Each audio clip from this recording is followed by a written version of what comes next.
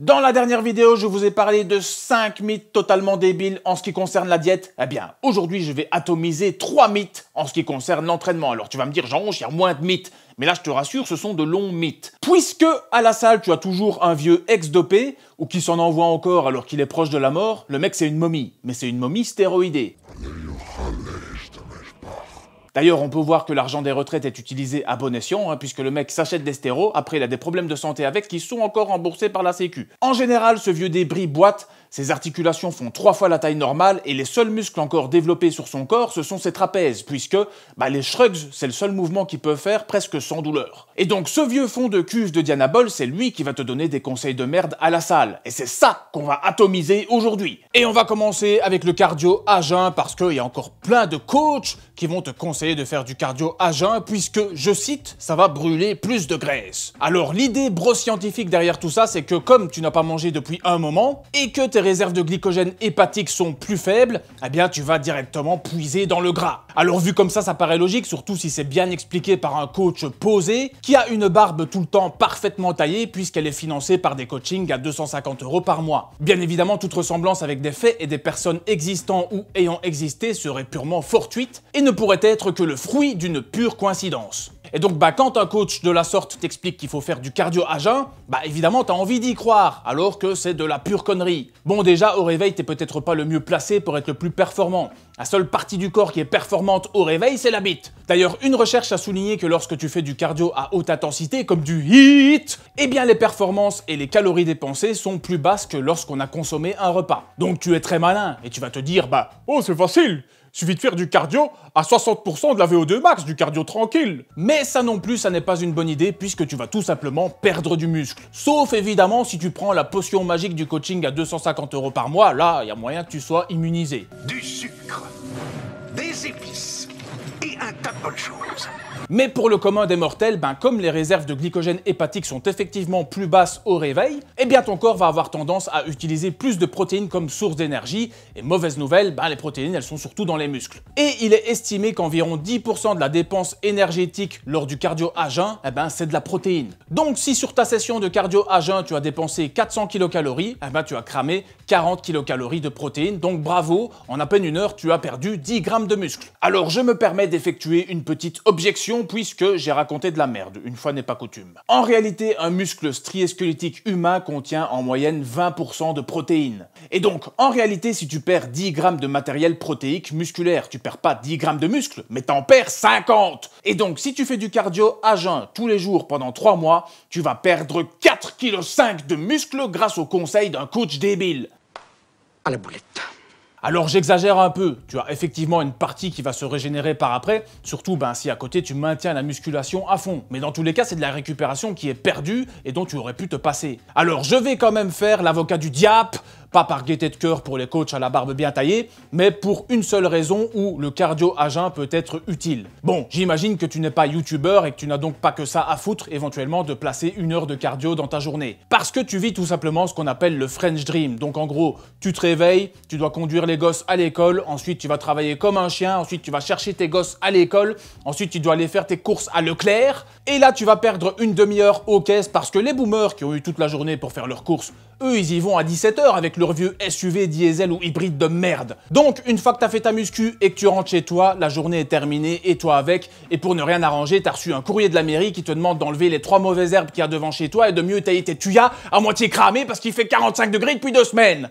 Voilà, le French Dream. Eh bien, dans ce cas précis de personnes overbookées qui en a sûrement rien à foutre de perdre 10 grammes de muscle au matin et qui va absolument faire du cardio, ça peut être intéressant de se lever un petit peu plus tôt, de faire son cardio et puis de faire la journée comme si de rien n'était. Pour être vraiment optimal, moi je te conseillerais de prendre par exemple du Waxy Maize et de te faire une petite boisson avec 15 à 20 grammes de Waxy Maize. Il n'y a pas besoin d'en mettre une tonne pour limiter le grignotage des protéines durant ton activité physique à jeun. Et d'ailleurs, en parlant de compléments alimentaires, c'est le moment de te rappeler que c'est les soldes d'été chez Greenway. Donc tu as des réductions sur absolument tous les produits, mais en plus, tu peux ajouter le code Jean11 pour avoir une réduction supplémentaire. Donc là, honnêtement, tu peux faire un braquage. C'est Payday version Greenway, c'est Wayday. Donc là, c'est le moment ou jamais de faire des réserves de whey. Et par exemple, le peptide de collagène Peptan, si tu prends 1,5 kg, avec mon code Jean11, tu as pratiquement 50% de réduction. Donc va sur greenway.com et n'oublie pas d'ajouter le code Jean11 pour avoir une réduction supplémentaire. Le deuxième mythe, c'est la fameuse tension continue.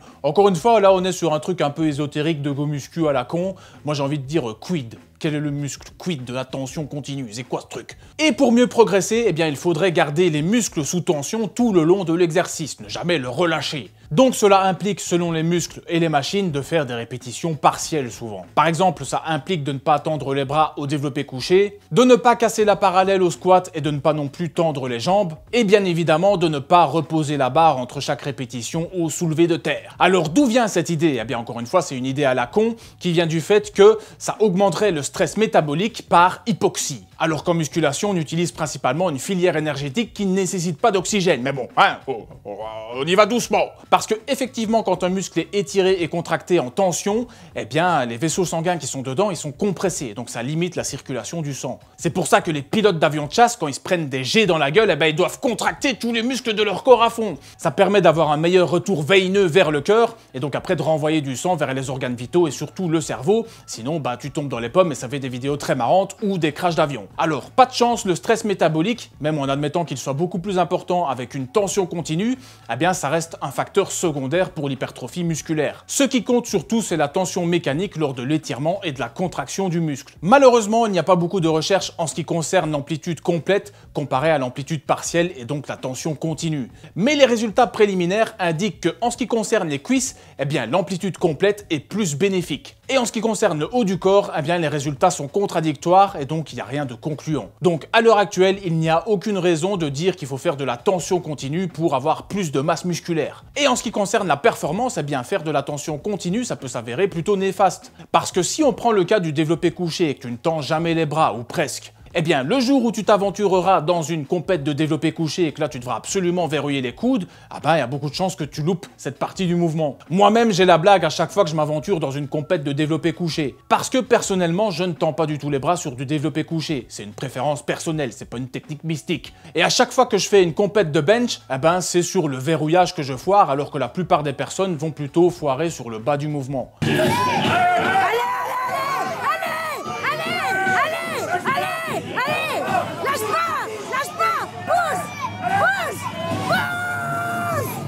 D'ailleurs, prochaine compète de bench, je mettrai mon fameux t-shirt Train Legs que tu peux te procurer aussi sur voracefitness.com et je peux te garantir que c'est souvent de circonstance dans ce genre de compétition. Je voulais faire la vidéo entière avec ce t-shirt à la base, mais la canicule est finie et il fait 15 degrés, donc bon. En tout cas, tu peux choper aussi le tien sur voracefitness.com et avec le code Jean11, tu as 5% de réduc. Le troisième mythe, ce sont les fameux nombres de répétitions magiques. Le vieux con va te dire qu'il faut faire environ 6 répétitions pour la force, 10 répétitions pour la masse et 15 répétitions pour le volume et sécher le muscle. Et là, on peut même pas dire que c'est une simplification grossière parce que c'est juste faux en tout point. Déjà, ce qu'on appelle la force en musculation ou en powerlifting, eh bien, c'est un abus de langage. En réalité, il serait plus juste de parler de performance sur un exercice parce que tu peux être très fort, avoir de la force brute, mais avoir une technique de merde et donc ne pas être performant. Alors je te vois venir, petit malin, tu dois sûrement te dire, bah, finalement, je suis peut-être plus fort que Eddie Hall, c'est juste que je suis pas aussi performant. En vrai, elle est incroyable cette excuse parce que ça marche pratiquement sur tout. C'est comme si un mec de Fit Game disait « Bah, je suis sûrement plus intelligent que Jean11, c'est juste que je réfléchis moins ». Donc tu constates bien qu'il y a des limites à cette excuse. Toujours est-il que dans le cas de la performance sur un exercice, eh bien, effectuer des séries longues, ça peut être un outil super intéressant. Puisque si tu fais 15 répétitions sur une série, tu vas travailler 3 fois plus ta technique et le mouvement que si tu ne fais que 5 répétitions. Donc si tu veux devenir ce qu'on appelle grossièrement fort sur un exercice, eh bien oui, effectivement, les séries courtes, c'est la base, mais les séries longues sont très intéressantes et même quasiment obligatoires pour peaufiner ta technique et être plus performant. Ensuite, tu as la fameuse masse musculaire avec des séries de 8 à 10 répétitions et le volume musculaire avec des séries de 12 à 15 répétitions, voire plus. Là, évidemment, c'est une grosse fumisterie aussi, puisque ce que le vieux con veut dire par la masse musculaire, Eh bien, c'est le volume des sarcomères, donc les fibres dures qui se contractent. Et par le volume musculaire, il parle des réserves d'énergie, donc principalement le glycogène qui est stocké dans le sarcoplasme. Eh bien, mauvaise nouvelle, le sarcomère et le sarcoplasme se développent proportionnellement l'un à l'autre, donc on ne peut pas privilégier la masse ou le volume musculaire. Le corps ne va pas fabriquer des réserves d'énergie en plus et inutiles parce qu'il a horreur de tout ce qui est inutile. Et le corps ne va pas non plus développer des fibres musculaires qui nécessitent beaucoup d'énergie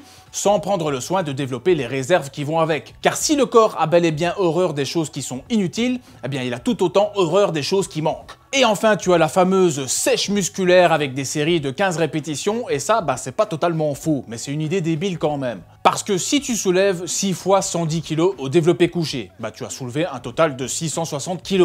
Et si tu soulèves, avec plus ou moins le même ordre de performance, 15 fois 85 kg sur le développé couché, eh bien tu as soulevé un total de 1275 kg, soit pratiquement le double. Donc inutile d'être un génie et d'avoir des études scientifiques pour constater que s'entraîner avec des séries longues va engendrer un tonnage qui est plus élevé et donc une dépense énergétique qui est plus élevée, ce qui va avoir un impact sur la perte de gras. Malheureusement, les séries longues, c'est le meilleur moyen de perdre du muscle en sèche. Alors pas parce qu'il faut absolument faire 6 répétitions pour la force, mais c'est une question de réserve d'énergie, de glycogène intramusculaire. Plus une série va être longue et plus tu vas taper dans ces fameuses réserves de glycogène. Et lorsque tu es en déficit calorique, eh bien elles ont du mal à se régénérer. Et donc finalement, lorsque tu es en sèche, eh bien tes performances vont baisser plus rapidement sur des séries longues par rapport à des séries courtes. Et pour conserver un maximum de masse musculaire pendant une sèche, eh bien il faut conserver aussi ses performances. Donc voilà pourquoi c'est pas une bonne idée. La conclusion, c'est qu'il ne faut pas voir les nombres de répétitions comme un saint graal, mais comme des outils qui se complémentent entre eux. Et le meilleur moyen d'être efficace, c'est de faire un peu des trois, de faire des séries plus courtes, des séries moyennes et des séries longues.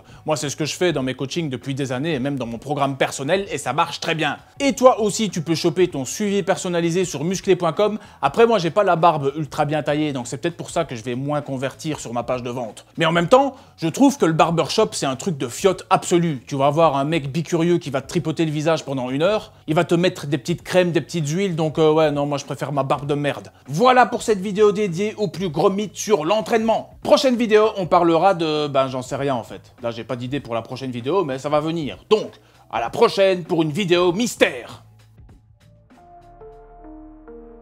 Vas-y, contracte!